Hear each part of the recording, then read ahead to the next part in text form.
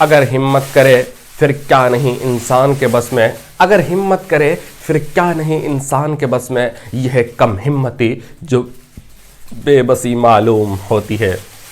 जोहार, आदाब, नमस्कार, मैं जुबैर अहमद। आपका लक्ष्य जब बड़ा होता है ना, आप IAS IPS बनने के लिए जब सोचते हैं ना, एक सबसे पहले जो समस्या आती है वो समस्या आती है पैसों की।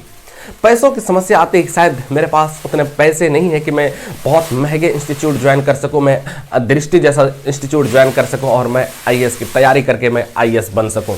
IAS बनने का सपना आपका है, बट आपकी सबसे पहली जो समस्या आती है वो पैसों की आती है। पैसों की आती है समस्या। मैं आपको एक छोटी सी कहानी आज सुनाऊंगा जो कि समस्या, पैसे की समस्या कुछ भी नहीं है, सामने सारे दरकिनार हो गए। गोविंद जायसवाल का नाम आप सुने होंगे। गोविंद जायसवाल IAS अधिकारी हैं, IAS अधिकारी हैं, और उनका बैकग्राउंड, अगर उनके जीवन के बारे में उनके जीवन परिचय के बारे में जब आप पढ़ेंगे, उनकी जीवनी के बारे में आप जब सुनेंगे, तो शायद आपको भी लगेगा कि शायद इतने बुरे परिस्थितियों से निकल करके एक IAS का सफर, IAS तक का सफर, और वो भी पहले ही प्रयास में पूरे भारत में 48 रैंक लाते हैं। और हम लोग एक अच्छे जगह से पढ़ाई करके अच्छे खासे, उतने दिक्कत भी नहीं है, उतनी समस्या भी नहीं, उतनी प्रॉब्लम भी नहीं है पैसों की, फिर भी बहाना बनाते हैं और फिर जहां थे वहीं रह जाते हैं, कुछ नहीं कर पाते। बनारस का रहने वाला IAS अधिकारी गोविंद जायसवाल, उनके पिताजी रिक्शा चलाते थे। 35 रिक्शा था उनके पास, 35 रिक्शा। लेकिन उनकी माँ, वो जब 7th क्लास में थे गोविंद जायसवाल, उनकी माँ बहुत बीमार होती है। कैंसर की वजह से उनकी माँ की मौत हो जाती है।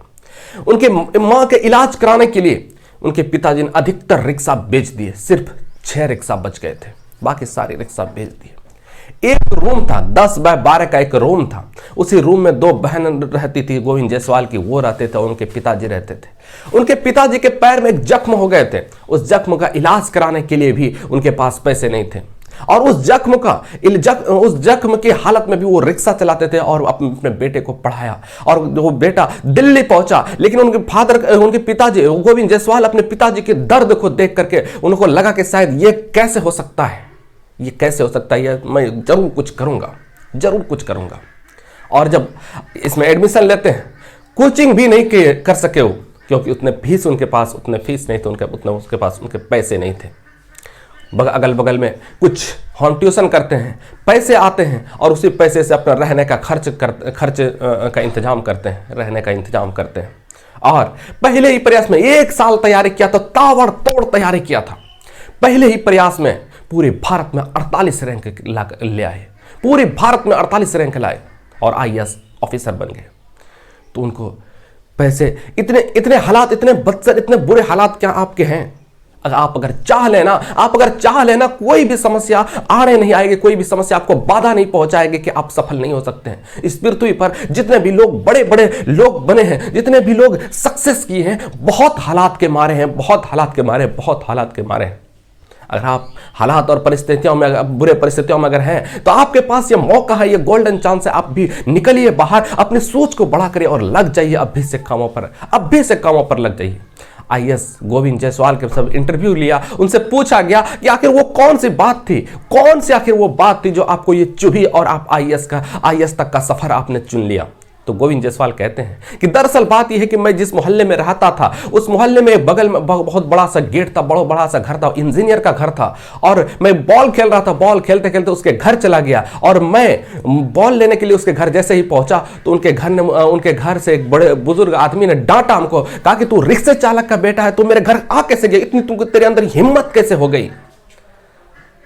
तो फिर ये बात मुझे समझ में नहीं आई। मैंने एक अंकल से, जो पढ़े लिखे थे, अंकल से मैंने पूछा कि ये बात उसने हमको क्यों कहा।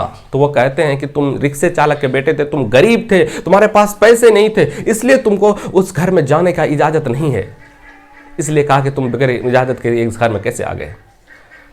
तो कहा कि मैं आखिर ऐसा क्या करूं जो उससे भी आगे निकल जाऊं।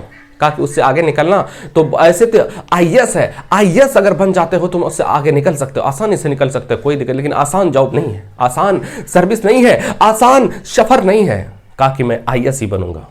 और उन्होंने वो ठाना और वो कर दिखाया। बहुत प्रॉब्लम आई, बहुत हालात आए, बहुत सिचुएशन आई, बहुत परिस्थितियां आई, लेकिन वो परिस्थितियों को नजरअंदाज कर दिया, सारी परिस्थितियों को झेलते गया और अपनी मेहनत को जारी रखा, रुका ही नहीं, चाहे कुछ हो जाए। दिन रात दिन एक कर दिया, रुका ही नहीं। बीमारी आई, हालात आई, परिस्थितियां आई, पैसों की तंगी आई, सब कुछ आए, सब कुछ को झेलते हुए एक दिन वो मुकाम पा लिया जिन्होंने जिन मुकाम को पाने के लिए उन्होंने कड़ी मेहनत और कठोर परिश्रम करके उस मुकाम को पाने के लिए एक जिद था उनको कि हमको पाना है चाहे कुछ भी हो जाए, और वो मुकाम और वो मंजिल मिल गई।